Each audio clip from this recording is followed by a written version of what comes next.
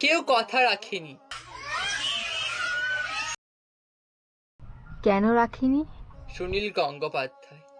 কেউ কথা রাখেনি। রাখতে বা যাবে কেন? তুই এরম ভাবে কথা বললে কে বা তোর কথা রাখবে? সুনীল গঙ্গোপাধ্যায়। আচ্ছা, 33 বছর কাটলো, কেউ কথা রাখেনি। ভাগ্যিস কে কথাটা রাখিনি, নাহলে রাখলে যে কি যে হতো এবার তোকে নিয়ে। হঠাৎ থামিয়ে বলেছিল, তুমি প্লিজ এইসব করা বন্ধ করো। কত চন্দ্রভোগ অমাবস্যা এসে চলে গেল।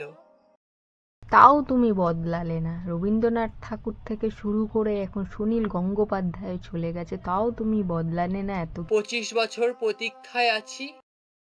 আসবে না, আসবে কি করে? অমাবস্যা পূর্ণিমা তো তুমিই করে দিছো, তা আর আসবে কোথা দিয়ে? তুমি বড় হও দাদা ঠাকুর।